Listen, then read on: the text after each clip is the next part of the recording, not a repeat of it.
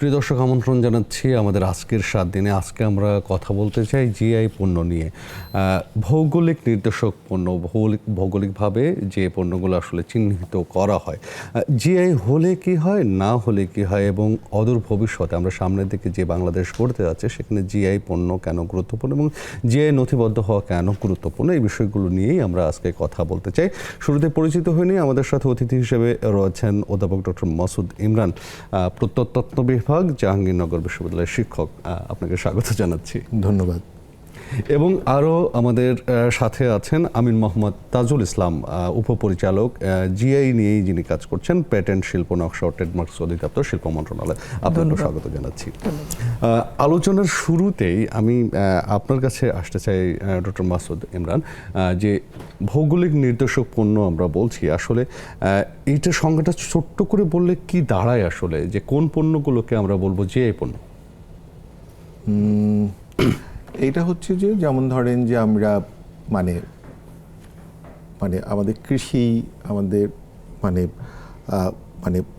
খাদ্য, বিশেষ করে যত ধরনের আমাদের হেরিডিটাল খাবার আছে, তারপরে আপনার আমাদের যত ধরনের কাব্য আছে, গান আছে, এরকম হেরিডিটাল যত ধরনের চর্চা আছে, যেটা আসলে আপনার একই সাথে যেটা ইনট্যাঞ্জিবল কালচারাল হেরিটেজ এবং এনভায়রনমেন্টাল হেরিটেজের অংশ, এগুলো সবগুলোই আসলে ভৌগোলিক নির্দেশক হিসাবে পরিচিত হবে। এবং এইটি সারা পৃথিবীতে জিআইয়ের একটা বড় অংশ। এবং জিআইটাকে বুঝতে হবে যে জিআইটাকে বিচ্ছিন্ন করাটা খুব মুশকিল। আমরা যেমন এখন বাংলাদেশে সবাই জিআই নিয়ে কথা বলছি, কিন্তু আগে আমার মনে হয় বুঝতে হবে ইন্টালেকচুয়াল প্রপার্টি। কারণ হচ্ছে যে ইন্টালেকচুয়াল প্রপার্টি একটা আমব্রেলার মতো, তার আন্ডারে কতগুলো বিষয় আছে, তার ভিতরে জিআই একটা। যেমন ধরেন তার আন্ডারে প্যাটেন্ট আছে, ট্রেডমার্ক আছে, সুই জেনেরিক ইস্যু আছে, ইন্ডাস্ট্রিয়াল ডিজাইন আছে, এরকম 6টা আইটেম আছে। তো এই 6টা জিনিস তার ভেতরে থাকতে হবে। আর যখন আমরা জিআই রাইটের কথা বলবো, সেখানে একটা বড় জিনিস হচ্ছে যেটা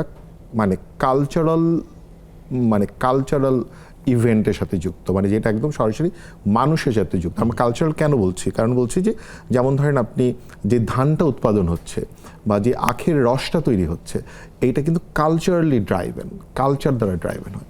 সো এই জন্য এই কালচারটাকে আগে আমার বোঝা খুব জরুরি। সো এই কারণে ধরেন জিআইটা এখন আলোচনায় এসছে। আর জিআইটা আলোচনায় আসার 2টা বড় কারণ। একটা হচ্ছে যে 2011 সনে আপনার জামদানি, আর বিতর্ক থেকে আলোচনায়, হ্যাঁ বিতর্ক, যে কারণে আমরা দেখবো যে 2013-তে আইন হচ্ছে। আবার এখন আছে টাঙ্গাইল শাড়ি নিয়ে একটা বড় রকমের হুলস্থুল চলছে। হ্যাঁ, তো কিন্তু যেমন ধরেন আমরা কিন্তু নকশি কাঁথা নিয়ে কথা বলছি না, বা এরকম আরও অনেকগুলো বিষয় আছে যেগুলো নিয়ে আমরা কথা বলছি না, কিন্তু যেগুলো অলরেডি আমরা যদি বলি যে আমার পাশের দেশে সেইগুলোর রাইট তারা কমপ্লিট করেছে।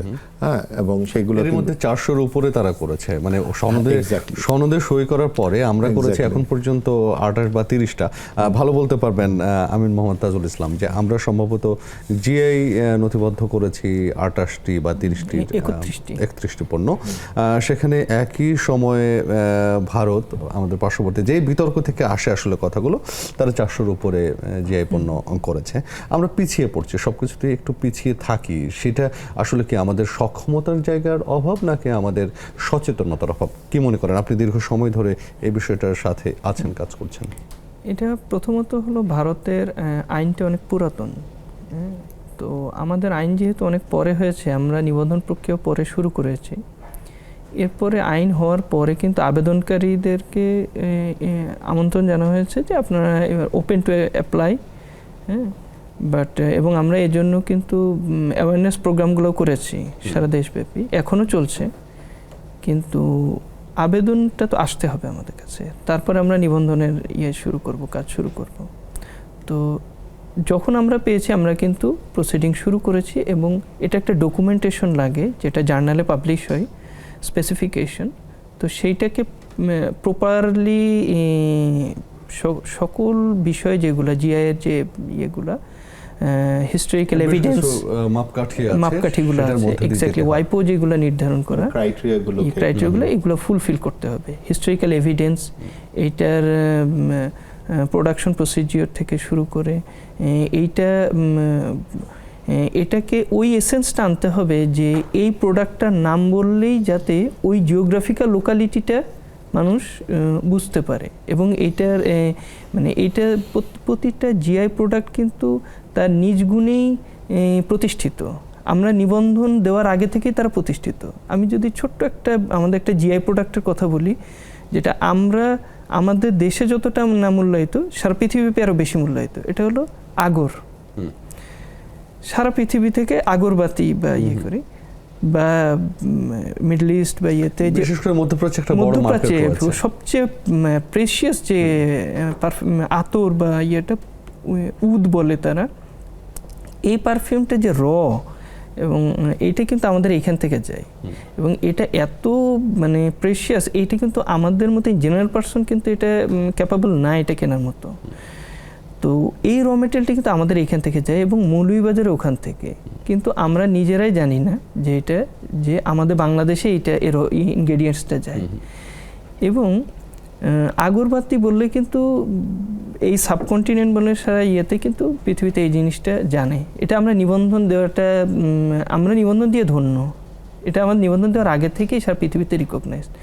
সো এখন একটা সময় এসছে জিআই প্রোডাক্ট অফ বাংলাদেশ, এরকম একটা রিকগনিশনের, যেটা আমাদের পণ্য বা আমাদের এখান থেকে যে এই আতর বা আমাদের ভৌগোলিক নির্দেশক পণ্য এটা, সেটা আমরা বলতে পারছি। কিন্তু জিআই হিসেবে আসলে নথিবদ্ধ করাটাই তো শেষ কথা নয়, এরপরে আরো বেশ কিছু বিষয় আছে। আমি একটু ব্যাখ্যা শুনে আসতে চাই। হ্যাঁ, আমি একটু আসলে ওই আলাপটাকে একটু ব্যাক করতে চাই ওনার, যে বাংলাদেশ কেন দেরি করে শুরু করলো, এই প্রশ্নের উত্তর উনি মানে সুন্দর করে বলেছেন, কিন্তু ওইটা আমার কাছে বেশ নির্দোষ মনে হলো। আমি একটু দোষযুক্ত করে বলতে চাই।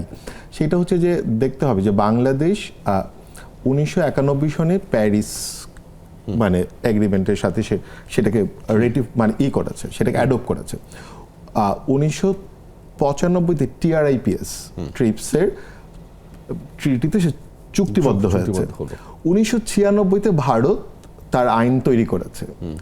বাংলাদেশ কিন্তু 1995-তে এই সিগনেচার করার পরে সে ভুলে গেছে এবং সে অপেক্ষা করেছে 2013 সন পর্যন্ত, এবং এর মাঝখানে কিন্তু বেশ কয়েকটা সরকার চলে গেছে। 13 সনেও এসে আসলে বিতর্ক তৈরি হওয়ার পরে এবং সেটা খুবই তাড়াহুড়ো করে একটা আইন করেছে। এবং সবচেয়ে বড় কথা হচ্ছে যে এই আইনগুলোর ভিতর প্রচন্ড রকম সমন্বয়হীনতা আছে। আর আইনে যেমন TRIPS এর যতগুলো ক্রাইটেরিয়া বা আমি বলবো যে এই আইন সেটাকে সেই চুক্তির সবগুলোকে সে প্রতিফলন ঘটাতেই পারেনি তার এই জিআই মানে আপনার মানে যে আইনটা হয়েছে 2013-তে। আরেকটা জিনিস হচ্ছে যে যেমন ধরেন যে যে এটা খুবই ভালো কথা, অনেক দেরিতে হলেও শুরু হয়েছে, কিন্তু যেই জায়গাগুলো আমাদের দরকার সেটা হচ্ছে যেমন ধরেন আমরা আমাদের ভৌগোলিক যে আমাদের একটা দেশের যে অবস্থান, সেখানে আমরা অনেক কিছু আমাদের এই সাউথ এশিয়াতে অনেকগুলো দেশের সাথে আমরা শেয়ার করি, আমরা একটা শেয়ার্ড কালচারে থাকি।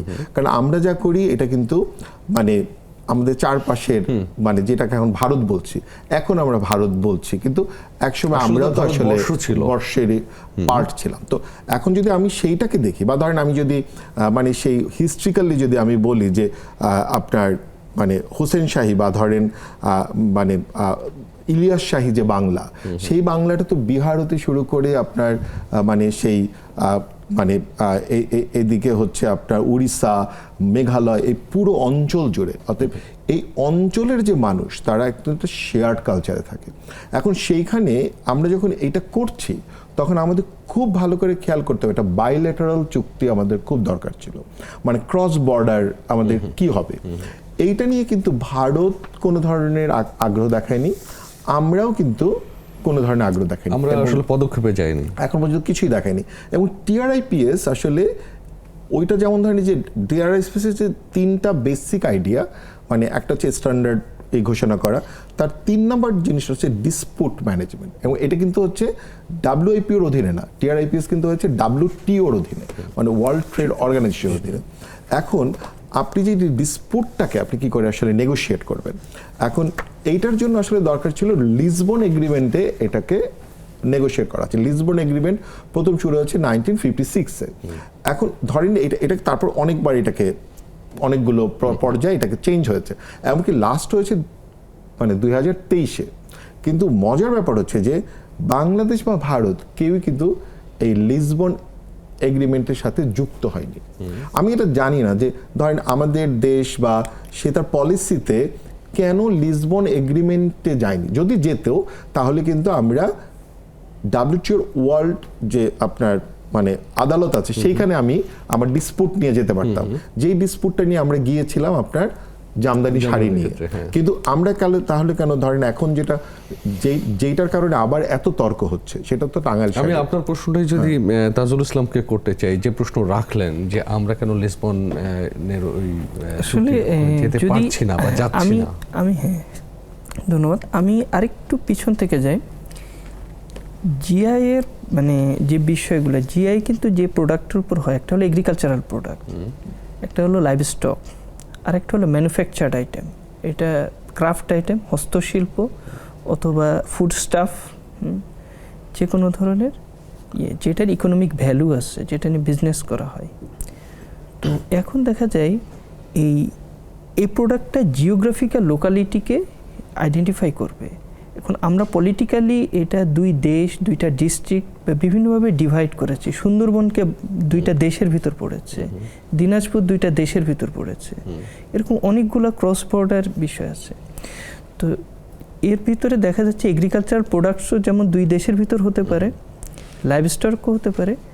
যদি ম্যানুফ্যাকচার্ড আইটেম হয়, এক্সপার্টাইজ যারা আছেন ওনারা কিন্তু মাইগ্রেট করতে পারেন, যেটা টাঙ্গাইল শাড়ির ক্ষেত্রে হয়েছে বা বেনারসি শাড়ির ক্ষেত্রে যেটা হয়েছে।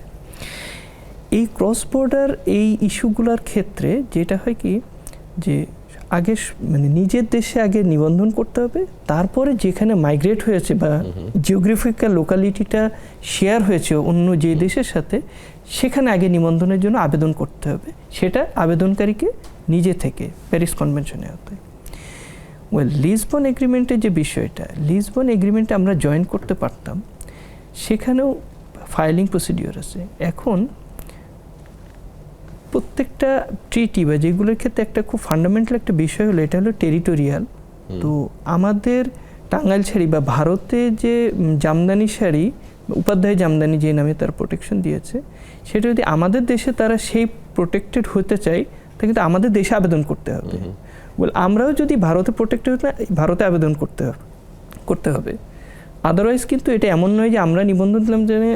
এখানে একটা প্রশ্ন আছে, যাদের প্রয়োজনীয়তা বেশি, মানে আমরা আমাদের জায়গা থেকে চাই কিনা। যেমন আমি জামদানির বিষয়টা মীমাংসিত হয়েছে, রসগোল্লার বিষয়টা তো আমরা করি নাই, ভারতের হয়ে গেছে। আমরা যদি মানে 2025-এর পর থেকে 26-এর পর থেকে 30 পর্যন্ত যে জিআই পণ্য আমরা পাচ্ছি, সেখানে আমরা আসলে লুজার কিনা বাংলাদেশ, তো আমাদের প্রয়োজনীয়তা বেশি কিনা। এখানে হলো কি, যে এখানে আমি যদি একটু বলি, লিসবন এগ্রিমেন্টে যেখানে বলছিলাম, তো এখানে কিন্তু আবেদন করতে হবে টেরিটোরিয়াল রাইট, মানে আমাকে ওই আইনের অধীনে আবেদন করতে হবে ওই দেশগুলোতে। যদি ক্রস বর্ডার জিআই ক্ষেত্রে কোনো কনফ্লিক্টিং ম্যাটার্স অ্যারাইজ করে, সেক্ষেত্রে কিন্তু লিসবন এগ্রিমেন্ট কোনো সমাধান দিবে না।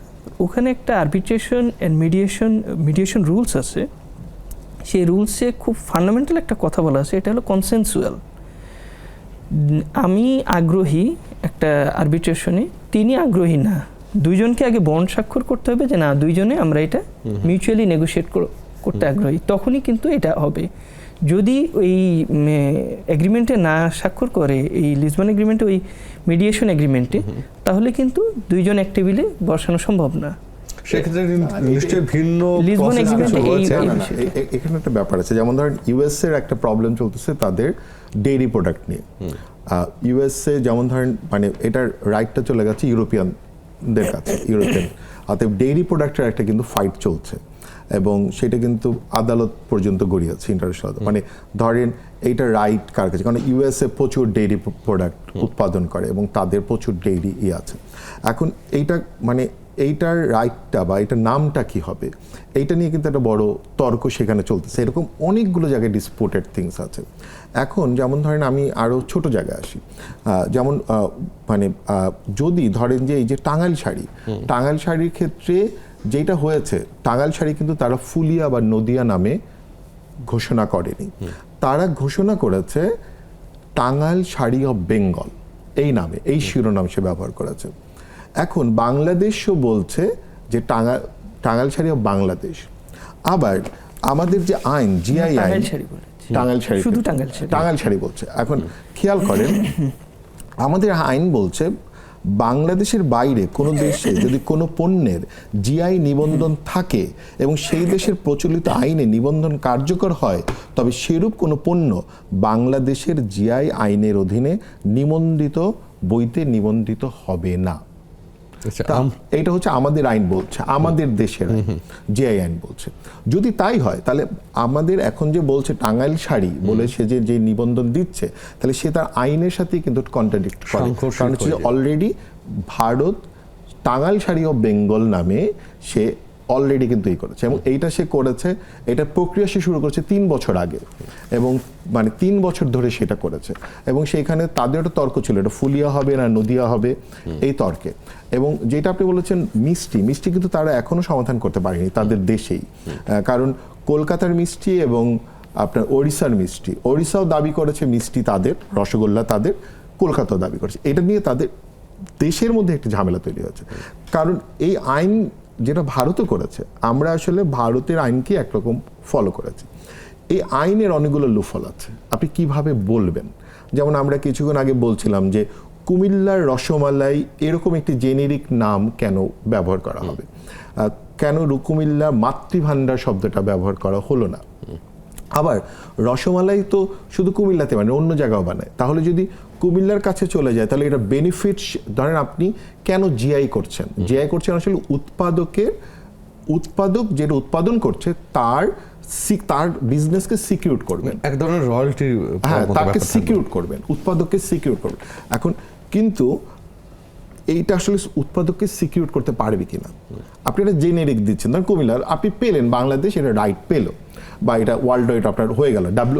আরেকটা জিনিস মনে রাখতে হবে যে নিবন্ধনের প্রসেস আছে, বাংলাদেশ যে বলছে যে সে তার ওয়েবসাইটে তার এই পাবলিশ করেছে, এখন 2 মাসের মধ্যে কেউ ডিসপুট দেয়নি, কেউ হচ্ছে এটার প্রবলেম দেয়নি, সেটা ভেতর থেকে দিতে পারে, বাইরে থেকে দিতে পারে, কিন্তু এর মানে এটা হয়ে গেছে, ইটস নট লাইক দ্যাট। এরপরও এটা একদম বছর 3 মিনিমাম একটা প্রসিডিউর আছে, যেটা WIPOর মেইন লিস্টে আপনাকে যুক্ত হতে হবে। বাংলাদেশ যেমন ধরেন এখন পর্যন্ত যতগুলো দাবি করছে তার মোস্ট প্রবাবলি, আমি যদি ভুল না করি, 11টা এখন পর্যন্ত সে WIPOর মেইন লিস্টে নিতে পেরেছে, বাকিগুলো কিন্তু এখনো প্রক্রিয়াধীন রয়েছে। এটা কিন্তু যখন আমরা কোনো কিছুকে পাবলিশ করি ওয়েবসাইটে, এটা যদি 2 মাসে কেউ ডিসপুট না দেয়, তখন পর্যন্ত আমরা মনে করি primarily we get it, it's primarily. কিন্তু আপনি কিন্তু এটা এই বলতে পারেন না, যে ফার্মলি বলতে পারেন না যে ইউ উইল গেট ইট। মানে আমরা যে 31টার কথা বলছি সেটা বলতে পারছি না সরাসরি, এখনো অনেক পথ পাড়ি দিতে হবে। এটার সাথে কিন্তু আরেকটা ইস্যু আমি বলি, সেটা আমি সেই ইস্যুতে যাবার আগে একটা বিরতি নিতে চাই, আমার সময় হয়ে গেছে। এবং আমি বিরতি থেকে এসে যে প্রসঙ্গটা আলাপ করতে চাই যে নিবন্ধন করার প্রক্রিয়াটা কি, এবং সেটা কি সরকার স্বপ্রণোদিত হয়ে করবে, নাকি কোনো সংস্থা করবে, নাকি ব্যবসায়িক গোষ্ঠী করবে, নাকি সাধারণ মানুষ আসলে করবে, প্রক্রিয়াটা নিয়ে কথা বলতে চাই। প্রিয় দর্শক, নিচ্ছি ছোট্ট একটা বিরতি, সাথেই থাকুন।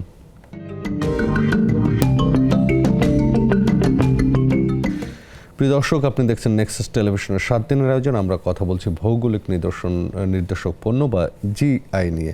আমরা বিরতিতে যাবার আগে যে জায়গাতে বলছিলাম যে নথিবদ্ধ করা একটা ব্যাপার, আমি প্রশ্নটা আপনাকেই করতে চাই যে কিভাবে আসলে এই নথিবদ্ধটা হবে, মানে অ্যাপ্লিকেশনটা কিভাবে করতে হবে, কারা করবে, কারণ অ্যাপ্লিকেশনের কারণেও কি আমরা কিছুটা পিছিয়ে আছি কি না?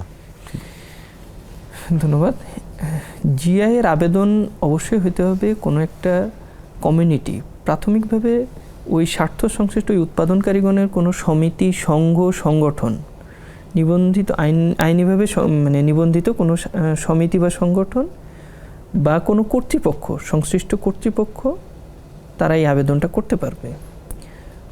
এরপর আবেদন করার পরে তারপরে আমরা হলো এটা নিয়ে পরীক্ষা নিরীক্ষা শুরু করব, এবং যখন আবেদনটা করবে তার সাথে এই একটা চেকলিস্ট দেওয়া রয়েছে কি কি জিনিস, ঐতিহাসিক দলিলাদি, উৎপাদন প্রক্রিয়া, তারপরে সকল কি কি ক্রাইটেরিয়া মেনটেন করতে হবে সেগুলো দেওয়া রয়েছে। দেওয়া আছে, উৎপাদনকারীগণের একটা সংক্ষিপ্ত তালিকা, এইগুলো দিয়ে তারা স্পেসিফিকেশন দিয়ে আবেদনটা করতে হবে। আবেদন করার পর আমরা এটা পরীক্ষা নিরীক্ষা করে দেখব যে সকল তথ্য তারা প্রপারলি দেওয়া আছে কিনা। যদি এখানে কোনো সায়েন্টিফিক বিষয় থাকে সেখানে যেন, বা কোনো স্টেটমেন্ট দেওয়া থাকে তার সপক্ষে যেন এখানে এভিডেন্স দেওয়া থাকে। তারপরে আমরা এটা পরীক্ষা নিরীক্ষা করার পর যখন দেখব যে না, ইটস ওকে টু অ্যাপ্রুভ এবং সকল, তখন জিএ আসলে আপনারা নথিবদ্ধ করতে চান বা ওয়েবসাইটে তুলে দেন। কিন্তু কতগুলো আবেদন এখন পর্যন্ত আপনারা পেয়েছেন জিআই? আমরা এখনো পর্যন্ত প্রায় 80টা মতো আবেদন পেয়েছি। তার মধ্যে আসলে কতগুলো নিয়ে কাজ, মানে নথি, এই যে পাবলিকেশন প্রয়োজন, আপনার ডকুমেন্টেশন প্রয়োজন, কতগুলো করতে পেরেছেন? এখানে কি আসলে জনবল সংকট কিনা?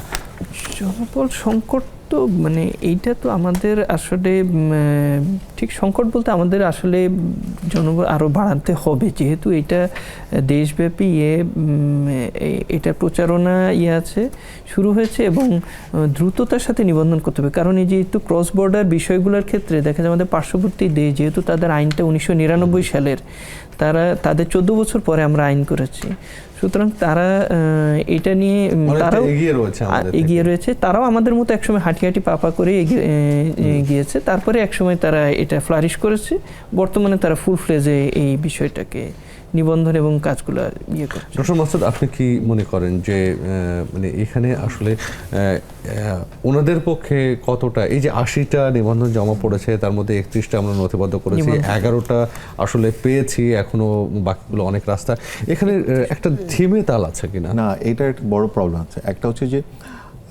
ওনাদের অবশ্যই মানে লোকবলের অভাব আছে। কারণ হচ্ছে জিআইয়ের একটা বড় জিনিস হচ্ছে কি, আমি এর আগেও বলেছি, এটা কালচারাল প্রোডাক্ট। এখন কালচারাল থিংস সবসময় রিলেটেড দ্য এনভায়রনমেন্টের সাথে, রিভারের সাথে। আপনি কিন্তু মানে টাঙ্গাইলের মানে চমচমকে আপনি ঢাকায় এনে বানালে হবে না, কারণ ওইটা ওই এনভায়রনমেন্টে, ওই পানিতে, ওইখানকার যে পানি ব্যবহার করা হবে তার যে নানা ইনগ্রেডিয়েন্টস আছে এবং বা ধরেন যে টাঙ্গাইল যে শাড়ি, তার যে মোটিভ, সেই মোটিভের সাথে ওইখানকার ধান, ওইখানকার অন্য জিনিস যুক্ত। অতএব আমি যখন কোনো কিছু করব, যেমন ধরেন একটা শাড়িকে করলে হবে না, শাড়ির প্রত্যেকটা মোটিভকে করতে হবে। যেমন জামদানির সকল মোটিভ এখনও আমরা কিন্তু রেজিস্টার করতে পারিনি, মানে কারণ এটার সাথে আরও অনেকগুলো জিনিস যুক্ত, অনেকগুলো গবেষণার দরকার আছে। গবেষণা যেমন দরকার, আর দায়িত্বপ্রাপ্ত, এটা শুধুমাত্র ডিপিডিটির একার কাজ না কিন্তু। কারণ হচ্ছে কি, ডিপিডিটি হচ্ছে শিল্প মন্ত্রণালয়ের অধীনে, কিন্তু মনে রাখতে হবে যে মানে আরেকটা আছে আমাদের সংস্কৃতি মন্ত্রণালয়, এবং এইটা যখন আমি যুক্ত হবে, এটা হচ্ছে ইনট্যাঞ্জিবল কালচারাল হেরিটেজ, সেটা যাবে শিল্প মন্ত্রণালয়ের সাথে। আর উনি যখন ধরেন, আমরা দেখবো যে সম্ভবত এখন মধ্যে মাত্র 3 জন ব্যক্তিগতভাবে রেজিস্ট্রেশনের জন্য আবেদন করেছেন, যেটা আর কি অ্যালাউ হয়েছে। এছাড়া সবগুলোই কোনো না কোনো প্রতিষ্ঠান করেছেন। এখন ব্যক্তির জন্য ধরেন, মানে আমি বলছি যেগুলো রেজিস্ট্রেশনের ভিতরে আসছে সেটা ব্যক্তি আর কি, ব্যক্তি মনে হয় সভাপতি, মানে সভাপতি বা মানে বিসিক বা মানে এরকম। কিন্তু ধরেন যে কোনো সচেতন নাগরিক, ধরেন যে আমি বলছিলাম যে এই যে মানে আমাদের প্রোগ্রামের আগে আমি বলছিলাম যে গাইবান্ধার রসমঞ্জুরি, এখন রসমঞ্জুরি যেমন ধরেন মানে একজন ওইখানকার সচেতন ব্যক্তি সেটাকে রেজিস্ট্রেশন দিতে চায়, করতে চায়, কিন্তু ধরেন সে একজন স্টুডেন্ট, ইউনিভার্সিটি স্টুডেন্ট। এখন সে যখন পুরো প্রসিডিওরে ঢুকলো করতে, তখন দেখলো যে এখানে তাকে 15,000 টাকা প্লাস ভ্যাট দিতে হবে। তো আসলে আমার কাছে মনে হয় যে এই প্রভিশনটা কেন রাখা হয়েছে আমি জানি না, মানে এই 15,000 টাকা কেন মানে ডিপিডিটি চাচ্ছে, মানে বরঞ্চ সে তো মাঠ পর্যায়ে থেকে তাকে অনেকগুলো ইনফরমেশন নিয়ে আসছে। যদি এটাকে তাকে গবেষণা করে প্রাইমারিলি এটাকে লোকেট করতে হতো, তাহলে তাকে উল্টো গবেষণার জন্য পয়সা খরচ করতে হতো। কিন্তু একজন যদি স্বপ্রণোদিত হয়ে কাজটা করে, একজন সচেতন ব্যক্তি, কারণ এখানে আইনে বলা আছে যে কোনো ব্যক্তি এটা করতে পারবেন, এবং এটা মানে ওনাদের ওয়েবসাইটে একটা লিস্ট, মানে একটা ফর্ম দেয়া আছে। কিন্তু সেক্ষেত্রে শুধু আপনি আবেদন আবেদন দিতেই টাকা লাগছে, সেখান থেকে হয়তো অনেকে পিছিয়ে যাচ্ছে, এরপরে যে ডকুমেন্টেশন, যে তথ্য উপাত্ত, সেটা আসলে কি করবে, কার কাজ? এটা আসলে এই একটা বড় জিনিস হচ্ছে কি, মানে মনে রাখতে হবে যে প্যাটেন্ট এবং ডিজাইন, এটা যেমন ধরেন জিআইটা এদের কাছে দিয়ে দেওয়া হয়েছে, কিন্তু এটার সাথে কপিরাইটও যুক্ত। কপিরাইটও এটার মানে একটা বড় অংশ কিন্তু এটার। যেমন ধরেন এটা তো আমরা বলছি যে কালচারাল হেরিটেজ, এবং এই জিআইয়ের একটা বড় জিনিস হচ্ছে ইনট্যাঞ্জিবল কালচারাল হেরিটেজের অংশ। যেমন আমরা জামদানি শাড়িকে প্রোটেক্ট করতে পেরেছিলাম এই কারণে যে 2010-এ এটা প্রথম UNESCO listed world intangible cultural heritage হয়েছে, এবং এটা কিন্তু জিআই সার্টিফিকেটস পরে। সাধারণত সারা পৃথিবীতে কি হয়, আপনার ইনটেঞ্জিবল কালচারাল হেরিটেজ হওয়ার আগেই ওই দেশ তার জিআই রাইট কমপ্লিট করে। এখন যেমন ধরেন যে বাংলাদেশ যেমন 2003-তে ইউনেস্কো ইনটেঞ্জিবল হেরিটেজের ইস্যুটাকে বাইরে নিয়ে আসে এবং সেটা প্রসিডিওর শুরু করে, যেটা দিয়ে আমাদের বাউল গান, তারপরে আপনার মানে অনেকগুলো জিনিস এটার সাথে যুক্ত হয়েছে। এখন কথা হচ্ছে যে এই ব্যাপারে ধরেন আপনার জানাশোনা বা পড়াশোনা মানুষ লাগবে, এটা একটা। আর আরেকটা জিনিস হচ্ছে যে যেমন ধরেন যে আপনার এই ইনটেঞ্জিবল হেরিটেজ হওয়ার ক্ষেত্রে কতগুলো ক্রাইটেরিয়ার ব্যাপার আছে, কতগুলো আইন কানুন আছে ইউনেস্কোর, সেইগুলো আমাদের আছে কিনা। এবং মজার ব্যাপার হচ্ছে যে আমাদের দেশে ইনটেঞ্জিবল হেরিটেজের ক্ষেত্রে কোনো আইন নাই। আমাদের দেশে ট্যাঞ্জিবল হেরিটেজের ক্ষেত্রেও আমরা ইউনেস্কোর কতগুলো জিনিস অ্যাডপ্ট করে চালাই, কারণ আমাদের দেশে আর্কিওলজি অধিদপ্তর বলে একটা জায়গা আছে, এবং এটা কালচারাল মিনিস্ট্রি, এবং তারা 1901 সনের ব্রিটিশদের করা একটা আইনকে অ্যাডপ্ট করে নিয়ে আজও পর্যন্ত চালাচ্ছে, যেটাকে বলা হয় এন্টিকুইটি অ্যাক্ট। এখন ধরেন যে এটাকে যে মডার্নাইজ করতে হবে, মানে এটা নিয়ে ধরেন আমরা প্রচুর লিখেছি, সেই জায়গাটা নিয়ে মানে হ্যাঁ, এটা দিয়ে ধরেন আমি রীতিমতো এবার ইউপিএল থেকে আমার একটা বই আসছে, সেটা একটা বড় চ্যাপ্টার, আমি শুধু এই আইনের ঝামেলাগুলো নিয়ে আমরা ওই জায়গাটায় যেতে চাই, আমরা একটু কানেক্ট করতে চাই আমাদের সাথে, যে সব প্রণোদিত হয়ে হয়তো কিছু সংগঠনও কাজ করছে। আমরা একটু কাকুলি তালুকদার কানেক্ট হতে চাই এই মুহূর্তে, সভাপতি ই কমার্স ডেভেলপমেন্ট সেন্টার বা ইডিসি। কাকুলি তালুকদার, আপনি আছেন আমাদের সাথে নিশ্চয়ই? আসসালামু আলাইকুম। জি রানা ভাই, আমাকে শোনা যাচ্ছে? জি, আপনাকে শুনতে পাচ্ছি এবং দেখতে পাচ্ছি। যে জায়গাটা নিয়ে কথা বলতে চাই, যে জিআই পণ্য নথিভুক্ত করার জন্য আপনারাও কাজ করছেন সাংগঠনিকভাবে, সেই অভিজ্ঞতার কথাটা একটু শুনে আমি বিরতিতে যেতে চাই। আপনার কথাটা একটু শুনুন। প্রথমে ধন্যবাদ জানাতে চাই ডক্টর ইমরান স্যারকে, এবং আমাদের সবার খুব প্রিয় তাজুল ভাই, ডিগ্রি থেকে জয়েন করেছেন। ওনার দুজনের খুব মূল্যবান কথা এতক্ষণ শুনছিলাম। তো আমাদের অভিজ্ঞতা যদি বলি, যে আপনারা জানেন যে ডকুমেন্টেশনটা, যেটা স্যার একটু আগে বলছিলেন, যে ডকুমেন্টেশনের যে একটা বিষয়, এটা আসলে সম্পূর্ণ পড়াশোনা রিলেটেড। আর আমাদের e commerce development centre EDC হচ্ছে রিসার্চ বেসড একটা অর্গানাইজেশন। তো আমরা সব প্রণোদিত হয়ে ইডিসি থেকে যেটা করেছি, চেষ্টা করেছি যে জিআই ক্ষেত্রে যেহেতু পিছিয়ে আছি আমরা শুরু করেছিলাম যে এটা 16 মাস আগে শুরু করেছিলাম, যে এটাকে ডকুমেন্টেশনটা যদি আমরা করে দেই, যেহেতু আমরা অ্যাপ্লিক্যান্ট হতে পারবো না, যেহেতু আমরা বেসরকারি প্রতিষ্ঠান, এবং যেখানে ডিপিডিটি বা আমরা যে কোনো বিষয়ে ডিপিডিটিকে ইনভলভ করছি বা দোষারোপ করছি, যা করছি, কিন্তু আসলে ডিপিডিটি নিজেও কিন্তু অ্যাপ্লিক্যান্ট হতে পারবে না। তাদের কাছে যেটা তাজুল ভাই বলেছেন, যে অ্যাপ্লিকেশন আসলে তারপর হচ্ছে এটা প্রসিডিউরটা ওনারা শুরু করবেন। তো আমরা শুরু থেকেই যেটা বলবো, ডিপিডিটি থেকে প্রপার সাপোর্ট পেয়েছি, সে তাজুল ভাই থেকে শুরু করে একদম ডিজি স্যার পর্যন্ত, মুনিম স্যার যদি বলি, জিল্লুর ভাই, যাদের সাথে আমরা কমিউনিকেট করেছি, প্রত্যেকে আমাদের সাপোর্ট দিয়েছেন। তাদের ভরসার উপর ডিপেন্ড করে কিন্তু আমরা বিভিন্ন জেলায় গিয়েছি, তথ্যপাত্র কালেক্ট করেছি, রিসার্চ করেছি, তারপরে ক্রাইটেরিয়া ফুলফিল করেছি, যেখানে লাইব্রেরি গুলোতে যাওয়া দরকার হয় সেখানে গিয়েছি, তারপরে একদম পুরো ডকুমেন্টেশনটা রেডি করে যারা অ্যাপ্লিক্যান্ট হবেন, ডিসি অফিস হোক বা যারা হবেন, তাদের কাছে গিয়ে রেডি করে দিয়ে বলেছি এবার আপনারা অ্যাপ্লিকেশন করেন। আমরা এখানে যে আলোচনাটা করছিলাম কাকুলি তালুকদার, যে 15,000 টাকা প্লাস প্লাস মনে হয় একটা ফিসের ব্যাপার আছে যিনি আবেদন করবেন বা যারা আবেদন করবেন। আপনার কি মনে হয় যে এই মানে এই পর্যায়ে যেহেতু জিআই আমরা এখনো অনেকটা পিছিয়ে, সব প্রণোদিত হয়ে আপনারা যারা কাজ করছেন তাদের জন্য এটা একটা বার্ডেন বা এটা থাকার দরকার আছে? না, এখানে যে 15,000 টাকাটা, এটা কিন্তু যারা অ্যাপ্লিক্যান্ট তাদেরকে দিতে হচ্ছে। আর আমরা যারা সব প্রণোদিত হয়ে কাজ করছে, আমরা কিন্তু কোনো টাকা পয়সা নিচ্ছি না, আমরা ভলান্টারিলি এই পুরো ডকুমেন্টেশনটা করে। আপনারা কি কোনো অ্যাপ্লিকেশন করেছেন আপনাদের সংগঠন থেকে?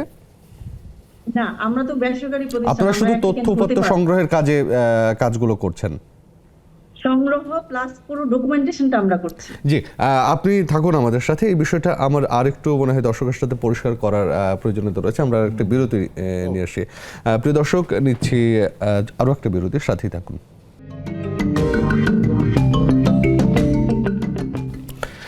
প্রিয় দর্শক, আমরা দেখছি 7 দিনের আয়োজনে জিআই পণ্যের গুরুত্ব নিয়ে আমরা অনেকগুলো আলোচনা এর মধ্যে করে ফেলেছি। আমি মোহাম্মদ তাজুল ইসলাম আরেকটা জায়গায় আপনার দৃষ্টি আকর্ষণ করতে চাই যে জিআই পণ্য আমরা নথিবদ্ধ করলাম, জিআই পেলাম, কিন্তু জিআই পাওয়াটাই কি শেষ কথা? এরপরে আসলে জিআই করে বা যেটা জিআই পাচ্ছি আমরা, সেটার আসলে বেনিফিটটা কিভাবে আমরা পাবো? ধন্যবাদ। আসলে জিআই নিবন্ধনের পর যে বেনিফিটটা, এটা হলো অ্যাকচুয়াল যে আমরা এটাকে কিভাবে নার্সিং করছি, এর সাপোর্টিং কি কাজগুলো করছি। কারণ আমাকে কিন্তু আর অনেক কাজ হলো নিবন্ধনের পরে বাকি, এবং সেটা আবেদনকারীর তরফ থেকেই হতে হবে। আমাদের দপ্তরে একটা আইনি প্রক্রিয়া আছে, যেটা হলো যেই সমিতি বা সংগঠন বা অথরিটি থেকে আবেদন করা হয়েছে, ওনারা বলবেন যে প্রকৃত উৎপাদনকারী কারা। এটা 40-50 জন বা 100 জন হতে পারে, বা 200 জনও হতে পারে। তো তারা নথিবদ্ধ হচ্ছে কিনা, তারা নথিবদ্ধ। তখন আমাদের আইনে একটা বিষয় আছে যে নিবন্ধিত ব্যবহারকারী, অথরাইজ ইউজার। তো অথরাইজ ইউজার হিসেবে তারা নিবন্ধন হবে, তারা ফি দিয়ে নিবন্ধন হবে। হওয়ার পর এটা 5 বছরের জন্য নিবন্ধন দেওয়া হয়। 5 বছর পর না নবায়ন করতে পারবেন। ওনারা যখন নিবন্ধন হবেন অথরাইজ ইউজার হিসেবে, তারপরে হলো ওনারা এই জিআই, ওনারাই ওই বগুড়া দই বা যে ওনারাই একে ব্যবহার করতে হবে, এটা বগুড়ার দই। অন্য কেউ কিন্তু বলতে পারবে না যে এটা বগুড়ার দই। ওই কুষ্টিয়ার কোনো দই ব্যবসায়ী বলতে পারবে না এটা বগুড়ার দই। ওই যে 40-50 জন বা 100 জন ওই সমিতি বলে দিবে যে তাদেরকে আসলে এক ধরনের রয়্যালটি দিতে হবে, যে কথাটা শুরুতেই বলছিলেন। রয়্যালটি বিষয় না, রয়্যালটি হলো ওনারা ক্লেম করবেন, ওনারা বলবেন এটা বগুড়ার দই, বগুড়ার দই বলবে, এবং ওখানে বলা থাকবে যে মূল্য এত টাকা। এবং ওনারা যখন ক্লেম করবে, মানুষ কিন্তু রেডি টু পে একটা জিআই প্রোডাক্টের জন্য। আমরা কিন্তু ওই যে দই মেকার একটা হলো মার্ক স্টিকার দেওয়ার তো বিষয় আছে এখানে, জিআই ট্যাগ, এটা আমাদের জিআই ট্যাগ প্রস্তুতের প্রক্রিয়া চলছে। এটা খুব দ্রুত আমরা একটা জিআই ট্যাগ প্রস্তুত। আমরা আজকে সকালেই জিআই পণ্য বিষয়ে কথা বলেছিলাম কুষ্টিয়ার জেলা প্রশাসকের সাথে। কুষ্টিয়ার তিলের খাজা নিয়ে কথা বলেছিলাম। আমরা একটু তার সাথে যে কথাটা ধারণ করেছিলাম সোশ্যাল মিডিয়াতে, আমরা ধারণ করেছিলাম হোয়াটসঅ্যাপে। আমরা একটু দর্শক ওই অংশটি একটু দেখে আসতে চাই। আমাদের সাথে কথা বলেছিলেন কুষ্টিয়ার জেলা প্রশাসক মোহাম্মদ এহতেশাম রেজা। একটু দেখে নিই ক্লিপটা, কি বলেছেন তিনি। টেলিভিশন কর্তৃপক্ষ সহ সংশ্লিষ্ট সকল দর্শককে আমি কুষ্টিয়ার জেলা প্রশাসনের পক্ষ থেকে ধন্যবাদ জানাচ্ছি। কুষ্টিয়ার ঐতিহ্যবাহী খাবারের ভিতরে তিলের খাজা অন্যতম। স্থানীয়ভাবে দাবি করা হয়ে থাকে এই তিলের খাজা কুষ্টিয়ার 150 বছরের ইতিহাস এবং ঐতিহ্যের ধারক ও বাহক। সম্প্রতি কুষ্টিয়ার তিলের খাজা তার সুদীর্ঘ ঐতিহ্যের স্বীকৃতি হিসেবে এই জিআই পণ্যের স্বীকৃতি লাভ করেছে। জিআই পণ্যের স্বীকৃতি লাভ করার পর থেকেই এই শিল্পের বিকাশের জন্য জেলা প্রশাসনের পক্ষ থেকে বিভিন্ন উদ্যোগ গ্রহণ করা হয়েছে, যার মধ্যে রয়েছে জেলা প্রশাসনের প্রতিনিধি সরেজমিন পরিদর্শন, এবং তিলের খাজা যারা ব্যবসায়ী রয়েছেন, যারা হকার রয়েছেন, সকলকে নিয়ে একটি মতবিনিময় সভা অনুষ্ঠিত হয়েছে। এছাড়াও সংশ্লিষ্ট যারা অন্যান্যরা রয়েছেন, তাদের সকলের ইনস্টিটিউশনাল নলেজ গ্যাদারের জন্য একটি সেমিনার অনুষ্ঠিত হয়েছে। মতবিনিময় সভা এবং এই সেমিনারের মাধ্যমে আমরা এই তিলের খাজা প্রস্তুত এবং বাজারজাতকরণের ক্ষেত্রে বেশ কিছু প্রতিবন্ধকতা পেয়েছি। আপনারা সকলেই জানেন যে এই তিলের খাজা তৈরির ক্ষেত্রে কাঁচামাল হিসেবে ব্যবহৃত হয় তিল, চিনি এবং পানি। এই তিলের খাজার যে তিলটি ব্যবহৃত হয় সেটি সাধারণত প্রেম তিল নামে পরিচিত, এবং এটি পার্বত্য চট্টগ্রাম অঞ্চল থেকে আনা হয়। সমতল ভূমিতে চাষাবাদ হয় না বলেই জানা গেছে। তবে স্থানীয় কৃষি বিভাগের সঙ্গে আমরা কথা বলেছি কিভাবে এই প্রেম তিল স্থানীয়ভাবে চাষাবাদ করা যায় তার উদ্যোগ গ্রহণ করার জন্য। আপনারা জেনে আনন্দিত হবেন, ইতোমধ্যে প্রাণ কোম্পানি এই তেলের খাজার যে স্থানীয় ফ্যাক্টরি রয়েছে সেটি ভিজিট করেছে। তাদের সঙ্গে আমরা যোগাযোগ করেছি এটি কিভাবে উন্নত মোড়কজাত করা যায় এবং সংরক্ষণ করা যায়। এর কারণ হিসাবে স্থানীয় যারা তিলের ব্যবসার সঙ্গে জড়িত রয়েছেন তারা আমাদেরকে জানিয়েছেন যে এই তিলের খাজা মোড়কজাত করা একটু দুরূহ ব্যাপার, এবং একই সাথে এটি সংরক্ষণ করা যায় না, অত্যধিক গরমে এটি গলে যায়। সেই দিকটা বিবেচনায় রেখেই প্রাণ কোম্পানির সঙ্গে আমরাও যোগাযোগ করেছি এটি কিভাবে উন্নত মোড়কজাত করা যায় এবং বাজারজাতকরণে সহজীকরণ করা যায়। কারণ বর্তমানে এটি শুধুমাত্র হকার মাধ্যম বাজারজাতকরণের উপরে নির্ভরশীল। প্রাতিষ্ঠানিক রূপ লাভ দিতে হলে এটিকে অবশ্যই দোকানে ব্যবহার করতে হবে, দোকানের পণ্য হিসেবে এটিকে ট্রিট করতে হবে। সেই দিকটা মাথায় রেখেই আমরা প্রাণ কোম্পানির সঙ্গে যোগাযোগ করেছি এবং স্থানীয় যারা ব্যবসায়ী রয়েছেন তাদের সঙ্গে আমরা যোগাযোগ অব্যাহত রেখেছি।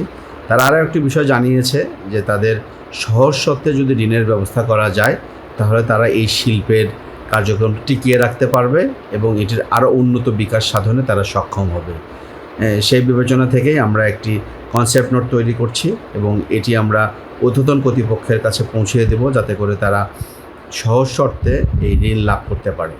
দ্বিতীয়ত যে বিষয়টি জানতে চাওয়া হয়েছে, তিলের খাঁচা ব্যতি রেখে অন্য কোনো পণ্য জিআই পণ্য স্বীকৃতি লাভের জন্য আমাদের এখানে রয়েছে কিনা বা আমরা এটি নিয়ে কাজ করছি কিনা। হ্যাঁ, এটি উত্তর হলো যে আমরা এছাড়াও অনেকেই জেনে থাকবেন যে কুষ্টিয়ার কুলফি দুধের সঙ্গে বরফের সংমিশ্রণে প্রযুক্তির ছোঁয়া ছাড়াই সম্পূর্ণ হাতে তৈরি করা হয় এক ধরনের আইসক্রিম, যেটি কুষ্টিয়া সহ বাংলাদেশের বিভিন্ন অঞ্চলে অত্যন্ত জনপ্রিয়। আমরা সেটি নিয়েও কাজ করছি, স্থানীয় প্রশাসনের মাধ্যমে আমরা তথ্য সংগ্রহ করেছি। এটি নিয়ে আমরা একটা কনসেপ্ট নোট তৈরি করছি। সম্পূর্ণ নোটটি তৈরি হয়ে গেলে আমরা ডিবিটিটির নিকট এটি জিআই পণ্য হিসেবে স্বীকৃতি লাভের জন্য প্রেরণ করব। এই যে কথাটা বলছিলেন যে আসলে প্রাতিষ্ঠানিকভাবে বাণিজ্যিকীকরণ করা, সেই জায়গাটা নিয়ে আমরা কথা বলতে চাই, কিন্তু প্রডিউসার কল করে ফেলেছে যে ব্রেক নিতে হবে, আমাকে ব্রেকে যেতে হচ্ছে। ব্রেক থেকে এসে এই প্রসঙ্গে আপনার সাথে আলাপ করবো। প্রিয় দর্শক, নিচ্ছি ছোট্ট আরও একটু বিরতি।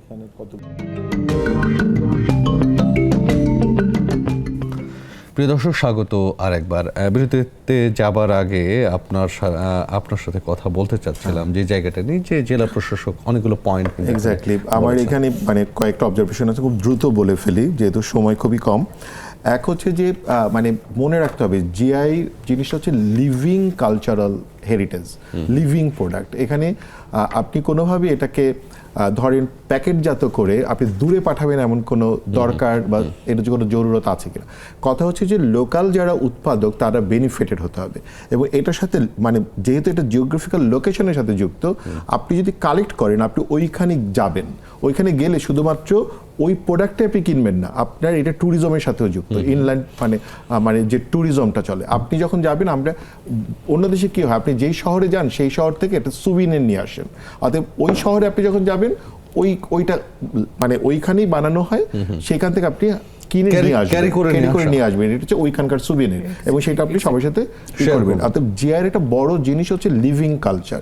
সো এই লিভিং কালচারকে আমার মনে হয় না ওইভাবেই করার দরকার আছে। কিন্তু আমি এখানে শুধু একটা জিনিস বলতে চাই, শুধু ট্যাগ দিলেই আসলে বেনিফিট পৌঁছবে না, বা আপনি নাম দিলেন আপনার কাছে এটা সেলের মানে বেনিফিটটা কিভাবে যাবে তার কিন্তু কোনো সুনির্দিষ্ট কোনো নিয়মকানুন বলা হয়নি। এক্ষেত্রে আমি বলতে চাই ইউরোপিয়ান ইউনিয়নের একটা প্রসেস আছে যেটাকে বলা হয় পিজিও পিডিআই, মানে এরকম তো মানে আর 3টা প্রসেস আছে তাদের। সেটা হচ্ছে যে সেইটা থেকে তারা ট্যাগ দেয়, মানে সিল দেয়। আপনি ওই ইউরোপে গেলে মানে চিজ কিনেন, ওই সিলগুলো পাবেন, 3 ধরনের সিল দেয়। মানে একটা হচ্ছে যে দুধ বাইরে থেকে আসছে না, দুধ ভেতরের তৈরি হচ্ছে, মানে আপনি চিজ কেনার সময়, এবং সেটা প্রসেস কোথায় হচ্ছে, প্যাকেটজাত কোথায় হচ্ছে, এবং আলাদা আলাদা সিল হবে। অর্থাৎ আলাদা আলাদা সিলের উপরে আপনি যখন যেটা ধরেন এখনই গরম হচ্ছে, এইটা যখন আপনি কালেক্ট করবেন, এইটার জন্য আপনার প্রাইস ডিফারেন্ট দিতে হবে। এখন কথা হচ্ছে উৎপাদক কি করে এটা পাবে। এখন এইটার উপর ডিপেন্ড করবে, শাড়ির ক্ষেত্রে এক ধরনের উৎপাদকের কাছে যাবে, আবার ফুড যেমন মিষ্টি। মানে বিষয়টা এরকম দাঁড়াচ্ছে যে জিআই নির্দেশক পণ্যের যে একটা মানে মান নির্দেশক একটা ব্যাপার থাকতে হবে, যে এই মান এবং সেটা যেই লোকেশনে হয়। যেমন কুমিল্লার রসমালাই হতেই পারে না, কুমিল্লার রসমালাই আসলে কুমিল্লা থেকেই নিতে হবে, কুমিল্লা থেকে নিতে হবে, এবং সেটা মাতৃভান্ডারকে যুক্ত করতে হবে, এবং মাতৃভান্ডারকে জিআই দেওয়ার আগেও যেটা হচ্ছে প্যাটেন্ট এবং মানে তার ট্রেডমার্ক তার কাছে থাকতে হবে। এবং এটাকে যেমন আমাদের আইনে সুই জেনেরিক বিষয়টাকে যুক্ত করা হয়নি, কিন্তু সুই জেনেরিকের বিষয়টাকে মাথায় রেখে এই কুমিল্লার রসমালাই বলা হচ্ছে, এটা কমিউনিটি প্রোডাক্ট এটা বলা হচ্ছে, আইডিয়াটা সুই জেনেরিকের কারণে।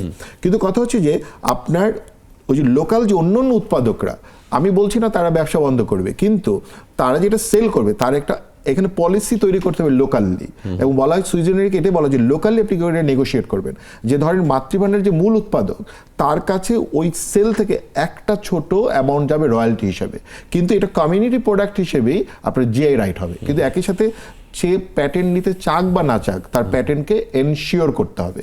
সো এইটা কিন্তু দায়িত্ব ডিপিডিটির, মানে ডিপিডিটি যদি শুধু বলে যে না এটা জিআই এর অংশ না, প্যাটেন্ট আলাদা জিনিস, কিন্তু এটা পুরোটা মেধা সত্ত্বের অংশ।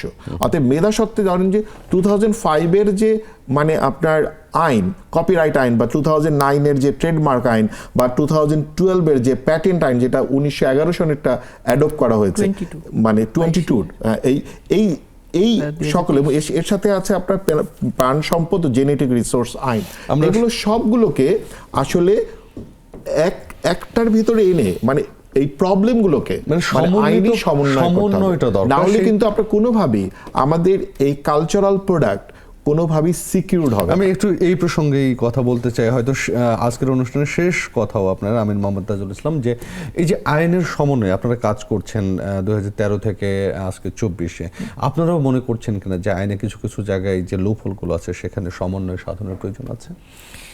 হ্যাঁ, অবশ্যই একটু প্রয়োজন আছে। আমাদের আইনগুলো তো ব্রিটিশদের প্রণীত এই আইনগুলো ছিল, এটা আস্তে আস্তে সর্বশেষ আমরা পেটেন্ট আইনটাকে, ইন্ডাস্ট্রিয়াল ডিজাইন আইনটাকে আমরা নতুনভাবে করেছি, অ্যাডপ্ট করেছি। এখন যেটা হলো কি, এই নতুন আইন যখন এটা রান করবে কিছুদিন যাওয়ার পর, তখন আমরা কিন্তু এগুলো লুফলসগুলো বুঝতে পারবো এবং সংশোধনী, অলরেডি ট্রেডমার্কস আইনে একাধিক সংশোধনী আনা হয়েছে।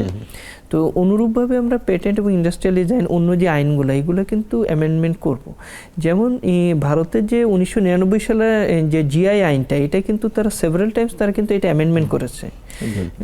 তো এইটা আসলে আমরা আরও কিছু যাওয়ার পর তখন এই বিষয়গুলো, তখন আমাদের কোন জায়গাগুলো আমাদেরকে এগুলো সংশোধনীতে আনতে হবে, তখন আমরা এই বিষয়গুলো মানে এইগুলো বিবেচনার মধ্যে আছে। জনসম্পৃক্ততা তৈরি করার জন্য আপনাদের আসলে পদক্ষেপগুলো কি থাকছে? জনসম্পৃক্ততা তৈরি করার জন্য আমাদের দপ্তর বর্তমানে মানে খুবই এই বিষয়টা নিয়ে কনসার্ন। আমাদের ডিজি মহোদয় থেকে শুরু করে সকল কর্মকর্তা এই বিষয়গুলো আমরা বিভাগীয় পর্যায়ে ইতিমধ্যেই অনেক সভা, সেমিনার বা অ্যাওয়ারনেস বিল্ড আপ প্রোগ্রাম করেছি।